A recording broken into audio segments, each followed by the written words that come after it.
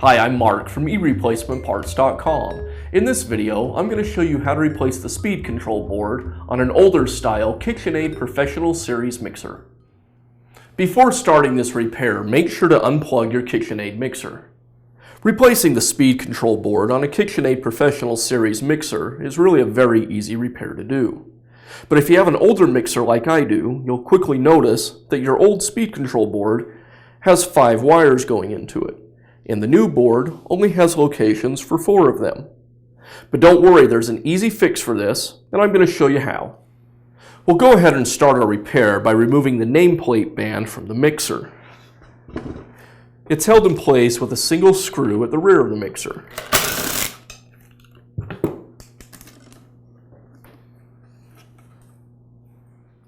Now we can remove the mixer's cover. It's held in place with 4 screws. The screws used on KitchenAid Professional Series mixers may look a little different to you. They're what's called a square drive. You'll need a square driver to remove them.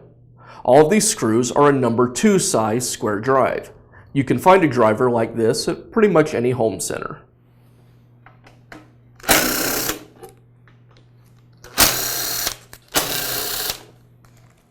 And now I can lift the top off of the mixer.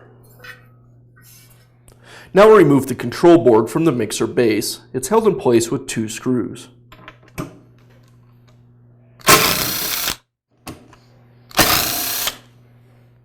The part that really makes the new speed control board different from the old one is the location of what's called the micro switch. That's the on-off switch for the mixer. On the old board, it's a separate piece that snaps onto the board. On the new board, it's integrated right into the PC board. With the micro switch change comes a wiring change. You'll notice on the old board there's a wire that's labeled unswitched, and there's no location for that on the new board. So we need to change up the wiring a little bit to make the new board work. You'll notice that each wire terminal on the old speed control board is labeled. Here we have motor 2, neutral, line, and motor 1. The first thing we want to do is remove the line wire. You'll notice the other end of the line wire goes to one side of the micro switch, and we'll remove that. You can go ahead and discard this wire. Next, I'm going to remove the unswitched wire from the old board. The unswitched wire will now become the line wire on our new board. You'll notice that the location of the terminals doesn't match up with the location on the old board, so be sure to read the labels before connecting the wire. Now we'll transfer these 3 wires from the old board to the new board. Again, read the label and make sure you get it on the right terminal on the new board. Here I have motor 1, and that goes to motor 1 on the new board. The neutral wire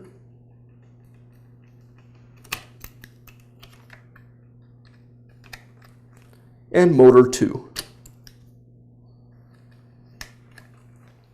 This wire goes to the speed sensor. I'm going to remove it and we'll leave it loose for the time being.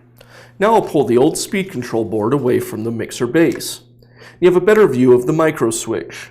I need to remove the micro switch from the speed control board. It's held in place with a little tab. I'll just bend that back with some pliers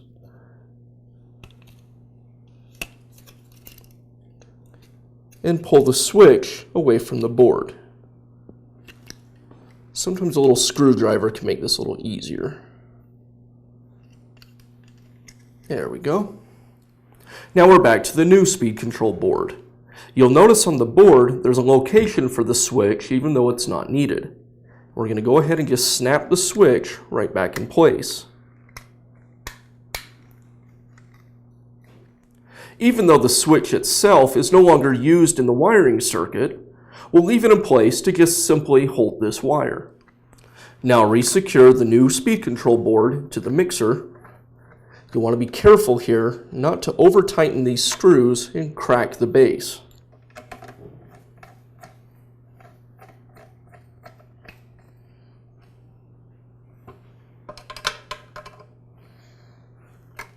And now I'll just reconnect the speed sensor wire.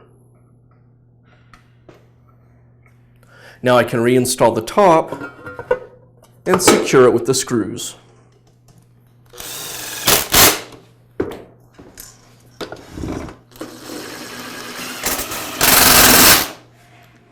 And I'll finish up by reinstalling the nameplate band.